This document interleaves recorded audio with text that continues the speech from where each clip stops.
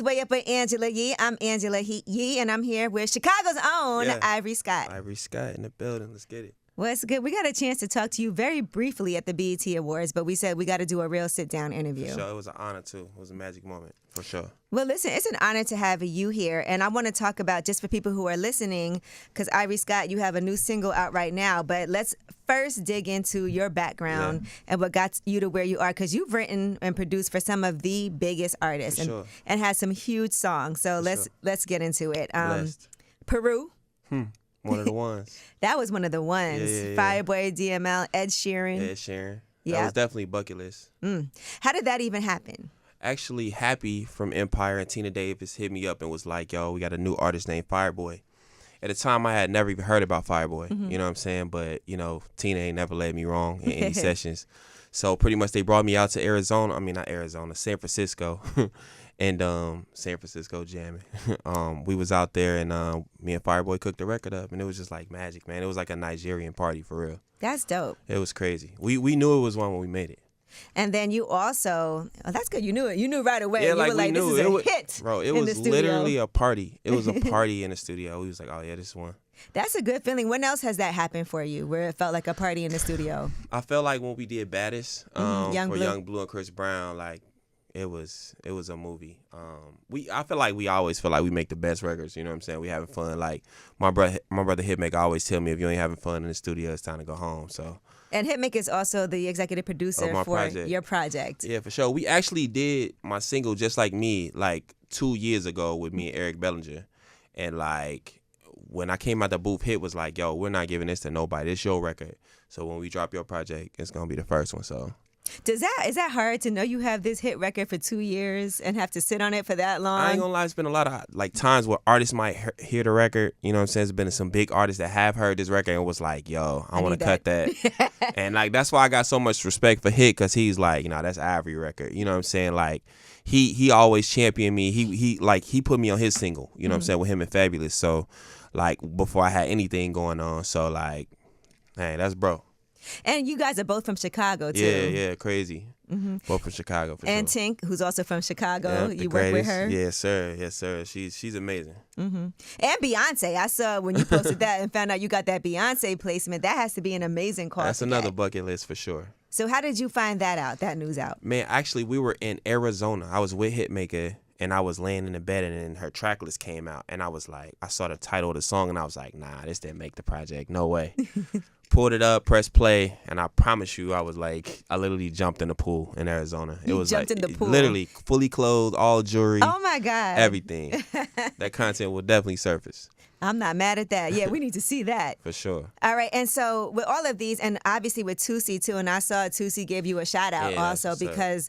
And I didn't even think about it like this, but he said a lot of artists don't like to work with writers. Yeah, it's tough. Like, especially like as a rapper, like your lyrics is really who you are. You know what I'm saying? So if somebody else is like writing those lyrics, that kind of takes away from your stain. But like I always say, like I'm just the inspo when I come in the room. I'm just trying to inspire the artists, and that's why most artists are good with working with me. Rappers, R&B singers, whatever, you know what I'm saying? Just because, like, I'm just inspo, like, I'm just trying to inspire their greatness. That's really how I come, so that makes me more welcoming, like, opposed to me, like, writing songs and, like, going, like, yeah, I wrote this song for Dirk, or I wrote this song for whoever. Like, I'm really just, giving it up to them. They the star, and I'm the inspo on the fly on the wall, for real. Do artists sometimes try to, if you give them a song, right? And I know a lot of times to get their own writing credit too, they change some things up so they can be like, all right, so we co-wrote this. I mean, I feel like they deserve some sort of credit anyway. You know what I'm saying, as a writer, because the song can't become the song without the artist just as much as the writer or the producer. So they're entitled to that, even if they don't write a lyric, but.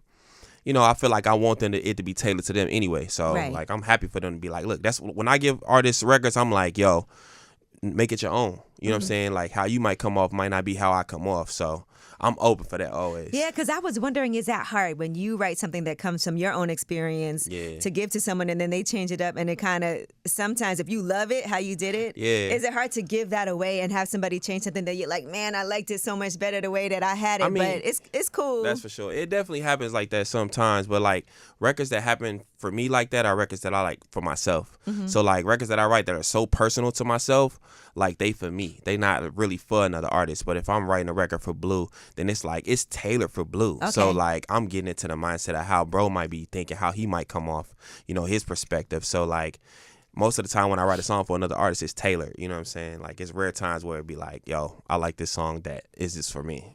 How did you end up writing for other artists? Because it feels like all along you've known that you yourself wanted to come out and be an artist. Yeah. Right? So how did you end up giving some of those songs and writing for other people? How did that even happen? Well, I feel like because like I write in so many different genres. Like I've written songs for Lotto, Madonna. Like it's so many different genres that like it's no way Ivory Scott can drop a Madonna song. You know what I'm saying? So all those different like elements are a part of me, so it's easier for me to lock in with an artist and be like, oh, this is more like a Cardi record, or this is more like etc. So it's really, like I said, it's tailor made, everything. I saw you posted "Done Being a Ghost." Yeah. Yeah. So explain what you were thinking at that time, because it's interesting. Like we see artists come out on the stage and the reaction to the audience when some of these artists that you've written for, they go on stage and they're performing these huge songs that you had a part in. Yeah. Right? And so now you got to come out and it's kind of like starting all over too at the same time, knowing that you got these big, huge stadium songs, but now you got to do it for you. Yeah, no, I feel like, you make hit records, you make hit records. There's been times where I've been backstage watching artists perform my songs, and I knew it was time for me to step out of the ghost world when I felt the energy, like that I should have been out there, that I should be out there, that I should be sucking in that energy. And of course, like I've always wanted to be an artist, but I've had a vision for how I wanted to become an artist. Like I was inspired by The Dream. I was inspired by Neo. Like I love the behind the scenes stories that come to greatness. You know what I'm saying? Some of the best artists that we have were writers before they were artists. So like I wanted to go on that trail. So that's why, I came. And I saw your story talking about how you slept in your car. Yeah, 9 months. For 9 months? Yep. I moved from Chicago when I was 16. Went to LA, and I had a meeting with I think it was like Sony Records at the time. And one of my friends brought me down there. I had a meeting. The meeting didn't go well. Nothing happened. So the friend was like, yo, you know what I'm saying, it's time to go back to the rack. And I was just like, man, ain't nothing out there in the rack for me. You know what I'm saying? So I bought my first car. I sold my keyboard, bought my first car, lived in my car for 9 months, just chasing, just studio hopping, just like, that's why I always say, like, when people hop in the DMs, like, bro, give me a chance, sign me. I'm like, man, you got to get hungry. Yeah. You know what I'm saying? If you want what you want, nothing can stop you. You just got to really want it. You got to go get it. So, I slept in my car. You know what I'm saying? It was times where my windows were tinted. It was time where people were trying to steal my car while I was sleeping in it. You know what I mean? Like, so... but I give that the credit because you got to go through something to get something, for real. How much did that hurt for you at that time to have to sell your keyboard, knowing that you're still pursuing this dream, but this is something you really need to? Man, because I'm gonna tell you why. Because the first night I slept outside, and I was just like, I'm not gonna sleep outside, and if I sleep outside, how I'm gonna keep this keyboard anyway? It's gonna rain right. one day. So I've always known that like sacrifices is the key to anything, so that was just a sacrifice to give me, now, I got a $100,000 studio in my house right now. So it's like, that sacrifice is what got me to this point. So no salt off my back for losing that, for sure. I'm glad I sold it. And what happened at Sony? Did you feel like something was going to happen and they were just... Yeah, I feel like what happens is a lot of times, like, we have an over expectation, when we don't know what's going on in the business. It's like I was just saying, like, people hit me in a DM like, bro, sign me or change my life. People think a deal is going to change their life. They think it's like and this. They think it's that easy to be like. When I signed my publishing deal, Ray Daniels, like, he took me to Mike Karen, and I promise you, like, I literally didn't have no money. I barely had money for Ubers, and I had a deal. So it was like, from the outside looking in, you're like, oh, he's rich now. Even family members and stuff like that. So it's like, you got to go through it, like I say, to get through it. And my question is, so for 9 months, so you didn't have other people in the business that was like, yo, I see your talent, like, come on. Nah, no? It was just ground floor. Like, it was ground floor. It was really just me, like, seeking out opportunities, like being at the studios, like sleeping on the couch in the studio, like going through those emotions to ultimately getting into the relationship. Because everything in this business is about relationship. It's right. about who you know. You know what I'm saying? So I just had to get my nose out the way. You know what I'm saying? I had to get all the no's out the way to get to my yes. And Man, so did anybody know what you was going through, or was it something you hid? Nope, I kept it low, and I was always clean. Like, you know what I'm saying? Like, I was the cleanest homeless dude you'll ever meet. You know what I'm saying? My clothes is in the trunk. You know what I'm saying? But I was clean, man. I would take showers in Walmart bathroom. Like, I would go in like the pool area in apartments. Like, Wow. I was like really, but I was clean. Like, I wasn't no bum. You know what I'm saying? I feel like, you know, you always got to dress, you know, for the job you want, not the one you got. So during this time, you always knew, though, eventually it was going to happen. You knew that this was a sacrifice. Was there ever a time you were like, man, I might as well just go on ahead and... Tons. There's tons of times. I probably quit 10,000 times. You know what I'm saying? But at the end of the day, I always bounce back because I knew what was on my heart, you know, and as long as I'm breathing and living, I knew that my existence belonged in the music business, and I just had to fight to get it. So when did things change? That was when you hooked up with Ray Daniels and Mike Karen. Is that what... Well, when I moved to Atlanta, like I came to Atlanta and I was heavily still pursuing music. Like every place that I've ever been, like I started off when I was a kid. I had a studio in the pantry of my mom's house. Like I've always created the environment to create. You know what I'm saying? So when I came to Atlanta, I was doing construction. You know what I'm saying? I worked at Red Lobster. Like I was, you know what I'm saying? Like one thing for sure, like my dad always told me, like you got to still feed yourself. Yeah. That's why I tell like a lot of my colleagues, like you don't have to be a trapper to be a rapper. You know what I'm saying? You can go get a job and take care of yourself and feed yourself and still pursue your dream. Get them Cheddar Bay biscuits going. For sure, right. for sure. I used to come home from working 12-hour shift, come home, write 10 songs a night. Damn. So it's like you gotta just, you know, you gotta be dedicated. I feel like a gift from God for real to be able to do that. It definitely is for sure. I give everything to God. Because to be able to write 10 songs, I can imagine that there's people that want to write and that really do that. Like, do you ever get writer's block, or the songs? Like, how does that happen? The songs just flow out of you like that? I feel like the more you go through, the more you can put on paper. You know what I'm saying? The more I've seen, the more you experience. Like I'm just full of experiences. So it's like I don't ever feel like it's a time like where I'm like, oh, I just don't know what to write about. You know, there's always something. You know what I'm saying? There's always something on my heart. And what was your first check? Like, when did you realize, okay, now people are starting to see it, and I got my first... You said you got a publishing deal, but what was the first placement that you got? Well, the first man, I kind of got a couple placements at the same time. Like, I worked on Ian Dior's project, which was early. I did some stuff with him and Gunna. Like, it was, like, that was, like, the early, like, trail, but, like, Peru and Baddest were kind of like the records that kind of like broke me out and opened the floodgates. But before I had those records, I probably had 50 placements already. Okay, all right, So, but that was just a big one. But when I signed my publishing deal, I had none. Ray Daniels invited me to his office, and he sat down with me, and he wrote me a check for $20K the first day I met him. Wow. He wrote me a check for $20K. He said, give me some time, I'm going to get you a publishing deal. He said, you're one of the best writers I've heard of since Neo. And mind you, Tehran is under Ray Daniels, and he's one of the greatest of our era. So, like, you know, that was like, you know, he kind of like was like, gave me a check for like $20K, and he was like, just give me some time. Okay. You know what I'm saying? And like from that moment, like my life just kind of like started going up. You know what I'm saying? God opened the doors. And people always talk about publishing deals and when is the right time to sign one. But for you think that if you wouldn't have been in a situation where you did kind of need the money right away, you would have held off?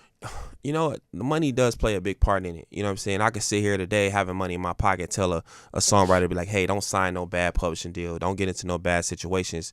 But a situation is a situation. Everything is a step. You know, you can't look at it so much like, yo, they ribbing me. They taking 50% of what I have, but they're giving you the opportunity, you know what I'm saying, to be in the door. Like, I be having my ups and downs with my publisher all the time. We go back and forth.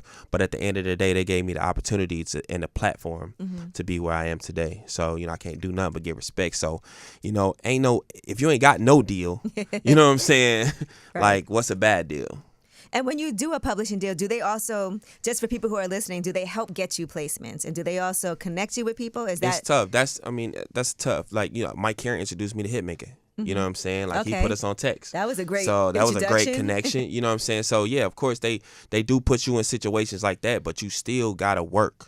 You know, you got to get out here, see who's relevant, and get in those rooms. Like, as a songwriter, like, the gate for songwriters is the producer. And there's so many great producers in this business right now, and they're collaborating.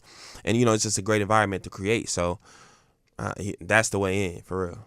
And now you also have a family. So I want to talk about that. So let's discuss, like, you know, just your personal life as far as everything that you have going on outside of music and the balance between work and home life. I mean, I feel like you got to separate those worlds. You know what I'm saying? You got to completely when you start mixing your worlds up, and you start getting confused with between the difference between the matrix and the real world. You know what I'm saying? Like in music, this is the matrix to me. This is how I go make my money.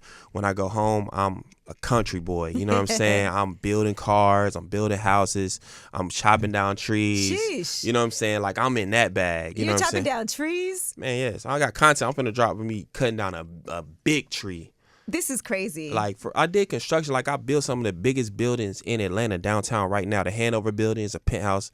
I actually ended up living in the penthouse once I got my deal. Oh my God, it's crazy. But this is amazing because you probably make so much money doing that.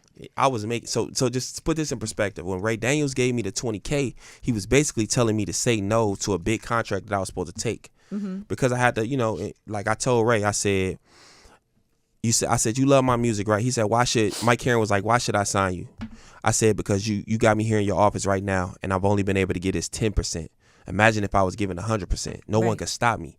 So I knew when I had to transition, I had to give it 100%, so I couldn't do the construction. So basically, that 20 grand might sound like a lot of money to somebody, but if you making bread doing construction and stuff like that, you really had to downgrade your life. Right. So I had to lose I had to go down to come follow up. your passion. Yeah, for sure. Because construction is a great thing to be able to do, by the way. Yeah, to have somebody handy at home to be like, I can build this room. Yeah. For sure. Okay, because we need some things in here. I got you. Talk to my manager. Oh, really? We managed to construction too? She like, believe that if you want. We don't have time for that. So now that you have this new single out, and actually sampled some of our favorite artists, Ralph Tresvant. Yeah. So let's discuss how you said this was 2 years ago that you made this song. It was 2 years ago. We were in Miami. Me, Hitmaker, Eric Bellinger. Eric Bellinger is amazing too. And so is Hitmaker. I mean, that's like a dream team right there. Yeah, for sure, man. Like I always think of us as like the dream team. Like, you know what I'm saying? We the best of the best. That's why most of the biggest records come out of our camp. So like, it was just us cooking. Like I said, like doing 10 records a night, whatever. And that was just happened to be one of the ones that we did, but it felt special. You know what I'm saying? At that time, 2 years ago. And like for it to come full circle today, you know what I'm saying? For Hit to be executive producing my project, like, it's a dream for sure. And you have an EP coming out next month. Is that correct? Yep. Okay. Project Ebony. So what I see, Project Ebony, I see Sukihana's on there. Movie. I cannot wait to hear what that's about to be about. That's a movie. Are you about to get nasty or was? I mean, what else is gonna happen on that song? Nah, but it's a great song for sure. And that's sis. And she a sweetheart too. She is. We had her on lip service for sure. She a sweetheart for real. And who else is on the project? Tink. Oh my God! How could you not have Tink? Tink is so amazing. What I love about her is that when she first came out, didn't feel like that was who she was necessarily, but now I feel like this is. Yeah, for sure. Like I feel like she stepped into her own, and she's always stayed down, and she a good businesswoman. You know what I'm saying? That's always a rare thing to find. Like people that's so locked into their craft and their business. Like I saw her work like in environments like where it wasn't a work worthy environment, and she'd be locked in. So she's a talent for real. It's an honor to be a part of her work. And for her to be a part of my work as well. So that's a movie. All right, so Tink, Sukihana, who else? Ty Dolla $ign. Oh my God. We got that. You gonna have a. It's gonna make the world explode. Like This gonna make the world explode. But it's a great, great record. Like we got hits together before this record. So for him to bless my project, you know what I'm saying, I'm blessed. Like to be able to have like so many crazy people, on the project. So Project Ebony first is an EP, but then there's a full length project coming. Yeah, 12 songs. 12 songs. So both is Project Ebony. Yeah, both is Project Ebony. So basically we released Just Like Me, you know what I'm saying, and then we about to release 3 more joints. I got Queen Naija on the project. She the next single. Nice. Okay. And we got one. For sure. This one of them.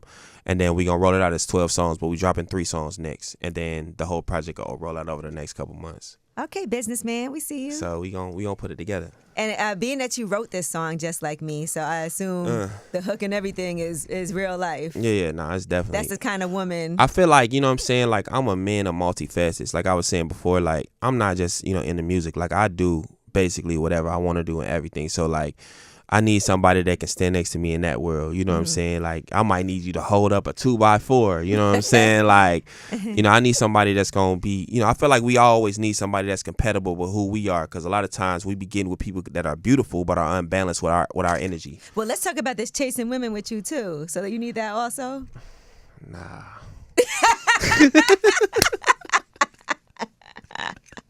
All right, that was just for the song. Yeah. That was for the song. Yeah, that was for the song. Okay, Ivory Scott on the spot. I'm trying to tell you.